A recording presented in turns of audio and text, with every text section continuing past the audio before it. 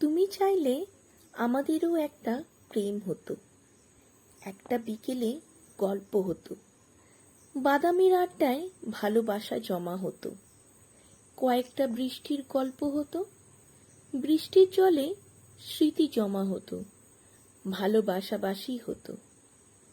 তুমি চাইলেই অন্য প্রেমিক প্রেমিকাদের মতো আমাদেরও মাঝে মধ্যে সামান্য ঝগড়া হতো, একটা নির্ঘুম রাতের গল্প হতো, জোনাকির আলোয় দুজনে অভিমান জমাতাম।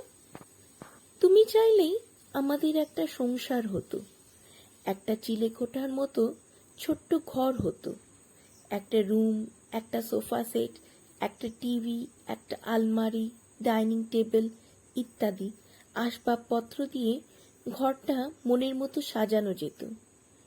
তুমি চাইলেই আমাদের একটা রাজকন্যা হতো, তার নাম রাখা নিয়েই খুনসুটি হতো, তাকে নিয়েই আমাদের ছোট্ট একটা জগৎ হতো, তিনজনের ছোট্ট একটা সংসার হতেই পারত।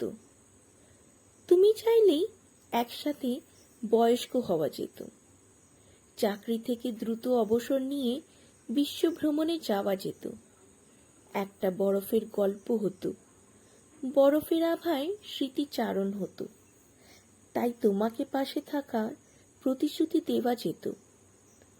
তুমি চাইলে আমাদের শেষ নিঃশ্বাস পাশাপাশি বসে নেওয়া যেত। তুমি চাইলেই সব হতো, আমাদের একটা প্রেম হতো, সংসার হতো, ঘর হতো, একটা বয়স্ক কাল হতো। কিন্তু তুমিই চাইলে না, তাই আজ সব হয়েও আমাদের কিছু হলো না। প্রেম হলো না, সংসার হলো না, ঘর হলো না, একসাথে বয়স্ক হওয়া হলো না।